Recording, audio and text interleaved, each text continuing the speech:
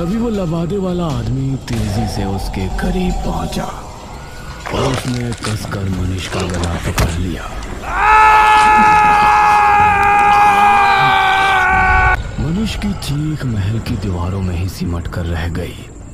गांव के लोगों ने राजमहल की अच्छे से तलाशी ली, लेकिन राजमहल इतना बड़ा था कि अपना पूरा दिन लगाने के बाद भी वो आधे राजमहल की छानबीन भी नहीं कर पाए थे। तांत्रिक महाराज, अब तो रात होने वाली है, अभी तक उस तहखाने का कुछ पता नहीं चला। उसको ढूंढना इतना भी आसान नहीं है जितना हमने सोचा है। मुखिया जी, हम रात में यहाँ नहीं रुक सकते। अवश्य, हम सभी यहाँ से निकलते हैं, सुबह होने पर फिर से आएंगे। ये सभी राजमहल से निकल ही रहे थे, तभी सामने से इनको मेघना आती हुई नजर आई। अरे बेटी मेघना, तुम यहाँ? जी अंकल। तुम यहाँ क्यों आई हो पुत्री?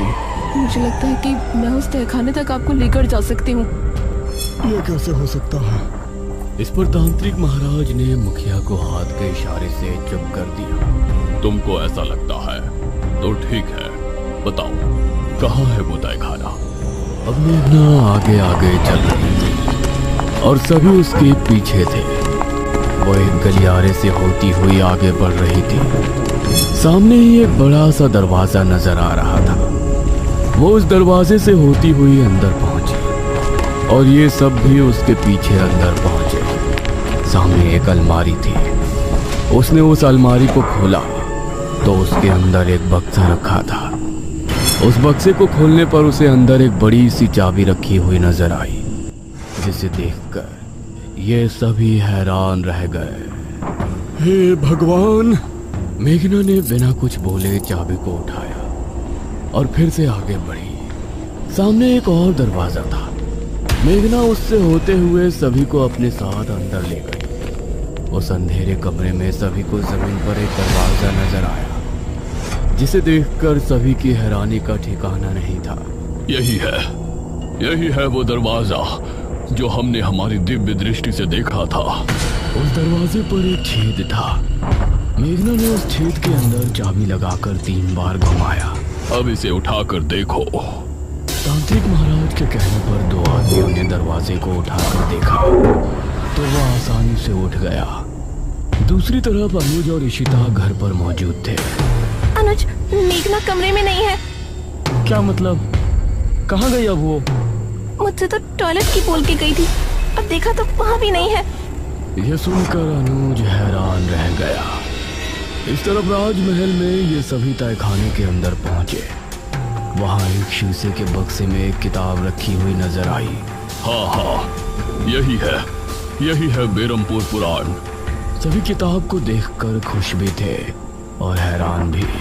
पुत्री, इसे उठाओ और फिर हम किले पर चलते हैं। मेघना ने जैसे ही किताब को बक्से से उठाया तो अजीब सा शोर उत्पन्न हुआ। यह कैसी आवाज है? तभी तहखाने के हर एक कोने से बिच्छू निकलकर इनकी तरफ आने लगे। सभी निकलो यहाँ से, जल्दी!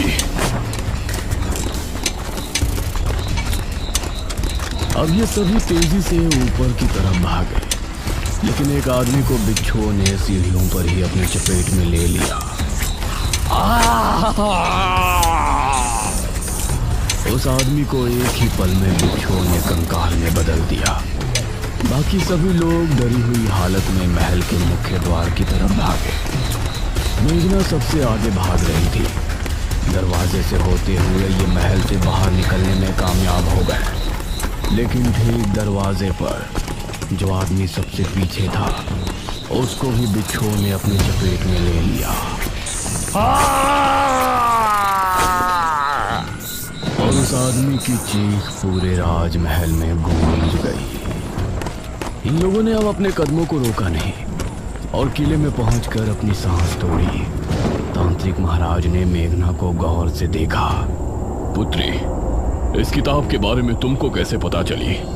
उस समय अनुज और इशिता भी वहां पहुंचे। अब ये सभी मेघना की तरफ ही देख रहे थे, लेकिन मेघना की नजर उस किताब पर थी जिससे कई रहस्यों का खुलासा होने वाला था। किले की विशाल छत के नीचे सन्नाटा पसरा था, सिवाय मेघना के हाथों में धड़कती उस पुरानी किताब के।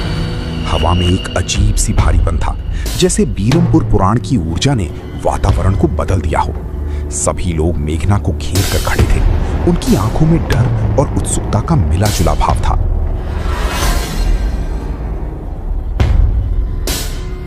मेघना, तुमने जो किया वह कोई साधारण बात नहीं है।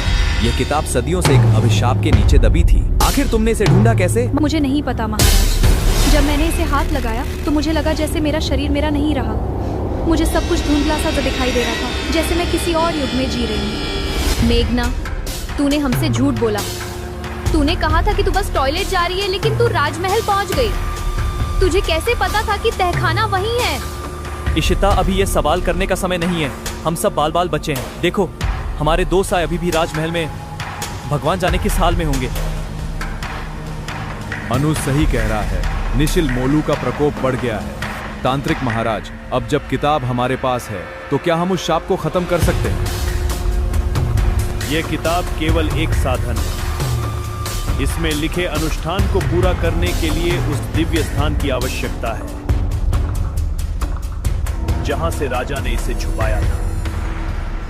लेकिन मुझे डर है, मेघना के अंदर जो शक्ति जागृत हुई है वह किसी खतरे का संकेत है। अचानक किताब से एक नीली रोशनी फूटने लगी। कमरा उस रोशनी से भर गया। कमरे की दीवारें कांपने लगी और एक अजीब सी चीख, जैसे हजारों आत्माएं एक साथ चिल्ला रही हों, पूरे किले में गूंज उठी। ये क्या हो रहा है? मेघना, किताब को फेंक दे, ये हमें मार डालेगी। मेघना, मैं नहीं छोड़ पा रही हूँ। ये मेरी बाहों में चिपक गई है। मुझे कुछ सुनाई दे रहा है। कोई मुझे बुला रहा है। वो दमयंती है। वो कह रही है कि अब समय आ गया है। मेघना, मेरी तरफ देखो। घबराओ मत, मैं तुम्हारे पास हूँ। सब ठीक हो जाएगा। अनुज, पीछे हटो। यह अब मेघना नहीं है। इस किताब ने उसे अपनी चपेट में ले लिया है। अगर हमने अभी इसे नियंत्रित नहीं किया तो यह पूरे गांव को राख में बदल देगी। महाराज, कुछ कीजिए। निशिल मोलू दरवाजे के बाहर इकट्ठा हो रहे हैं। वे अंदर आने का इंतजार कर रहे हैं। किले के मुख्य द्वार पर जोर जोर से दस्तक होने लगी। ऐसा लग रहा था जैसे कोई भारी चीज दरवाजे को तोड़कर अंदर आना चाहती हो। तांत्रिक महाराज ने अपने थैले से पवित्र राख निकाली और हवा में छिड़कते हुए मंत्रों का उच्चारण शुरू किया। हे अदृश्य शक्तियों, इस बंधन को स्वीकार करो। ओम ह्रीम क्लीम शाप विमोचनाय स्वाहा। नहीं! वो मुझे देख रही है। वो राजमहल की रानी है। वो कह रही है कि उसने अपना खून